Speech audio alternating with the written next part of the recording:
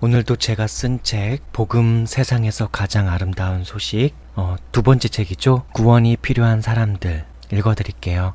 오늘은 10번째 챕터입니다. 우리의 현실을 직시해야. 우리의 현실을 직시해야. 유익한 시간들 되셨으면 좋겠습니다. 이 글을 읽고 있는 대부분의 우리들은 삶이 너무 고생스럽고 괴로움 투성이라는 것을 잘 알고 있을 겁니다.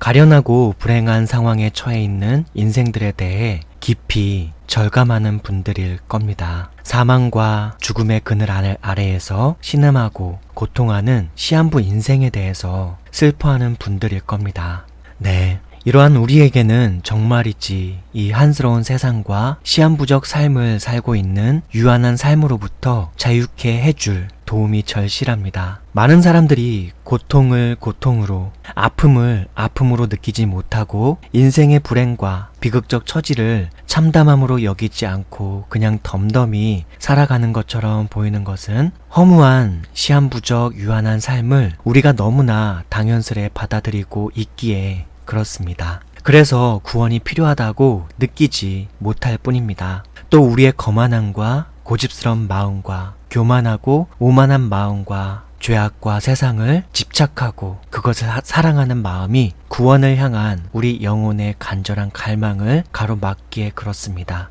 어찌 생각해보면 과학, 첨단 전자기기와 자동화 지성주의 시대를 살고 있는 현대시대의 우리들에게는 보이지 않는 신이 존재한다는 사실도 믿기 어려울 지경인데, 더욱이 그 신이 이 우주 만물을 지었다 하고 크고 작은 물질들, 보이는 물질과 보이지 않는 물질들까지 다 지었다고 하며 그 모든 것을 운영한다는 소리도 믿기 힘들 지경인데, 자신이 구원을 받아야 하며 구원을 필요로 하는 사람이라니 도저히 믿기 어려워 보이기도 합니다. 네, 맞습니다. 그럴지도 모릅니다. 하지만 우리가 구원을 필요로 하는 존재라는 이 사실을 먼저 깊이 절감하고 깨달아야 합니다. 거기에 우리의 소망이 있습니다. 우리들 인류가 자랑해온 고고한 역사의 허황된 실체가 무엇이며 우리가 이루고 있는 이 국가라고 하는 사회의 허황된 실체, 이보다 더 중요한 것은 우리의 존재와 삶의 현실이 어떠한 상황에 처해 있고 나의 존재, 나의 삶, 나의 생애, 나의 인생은 과연 어떠한 상황에 처해 있는가를 깊이 절감해야 합니다.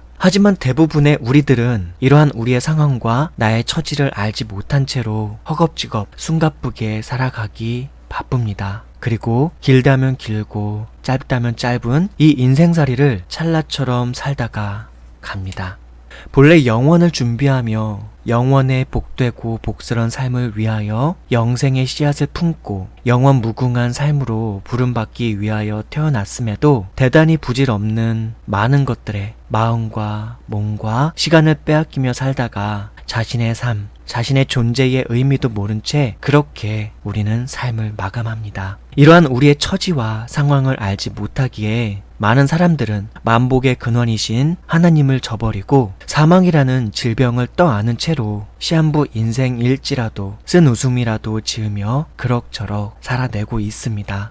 우리의 현실을 직시하지 못하기에 참된 영혼의 안식과 평안과 행복과 만복의 근원이신 만복의 근본이신 하나님 없이도 지금 처해진 이러한 처참한 인생살이조차도 이것이 우리가 살아야 할 세상의 전부인 것처럼 여기며 살고 있습니다.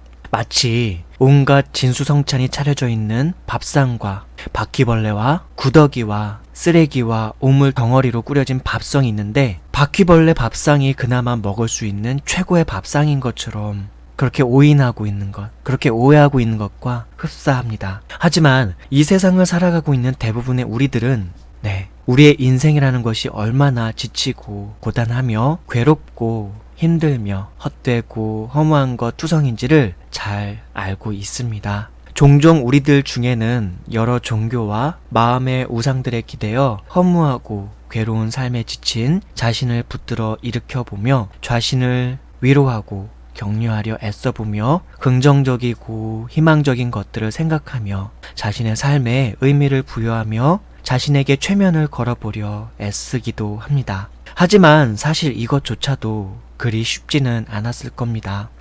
사는 동안의 대부분은 고생과 수고요, 잠시의 쉼이 있고 매일매일 대부분의 생활은 무언가를 얻고 이루고 성취하고자 하는 목표를 쫓아 숨가쁘게 살아가고 있을 뿐입니다. 하지만 정작 왜 굳이 그러한 것들을 얻고 이루고 성취하고자 하는지, 그것을 성취하고 난 후에는 어떠한 보람과 유익과 만족이 있을지는 그리 깊이 생각하지 않는 편입니다. 생각하였다 하여도 열심히 열정적으로 그 무엇인가를 집중하며 살고는 있는데, 정작 살고 나서 뒤돌아보면 허탈과 허무함이요, 살아오는 동안도 고단함과 피곤함의 연속이었음을 허탈하게 깨달았을 뿐이었을 것입니다. 살아 숨쉬는 낙의 의미를 부모의 안녕과 자식의 안녕, 아내와 남편에게 두어보지만 그것조차도 언젠가는 도로 아미타불처럼 자신이 걸었던 기대와 희망과는 전혀 다른 것이었음을 깨닫게 되기도 하고, 가장 소중하다고 여겨왔던 이들과 함께 있어도 종종 홀로 됨만을 절절히 느끼게 되는 인생의 고독을 더욱 깊이 깨닫게 되기도 하는 것이었죠. 사는 것이 아니고 죽는 것도 쉽지 않은 것이 우리들 대부분의 고단한 인생살이의 현실입니다. 단지 그럼에도 그러한 현실 속에 자신에 대하여는 무감하여지고 망각하여지는 것이 좀 더 편하고 마음이 덜 불편하기에 애써 그렇게 외면하며 살고 있을 따름이었습니다. 네, 오늘 본문 내용은 여기까지입니다. 그럼에도 불구하고 우리들이 처한 이 현실을 직시해야 합니다. 우리들이 처한 이 현실을 직시할 때, 바로 우리는 다음 챕터에 있는 내용으로 들어갈 수 있습니다. 우리가 구원이 필요한 사람이라는 것을 절감할 수 있게 되는 것이죠. 우리는 구원이 필요한 사람들입니다. 다음 챕터가 11챕터 구원이 필요한 사람들인데요. 다음 시간에 뵙도록 하겠습니다. 저는 이만 물러갈게요.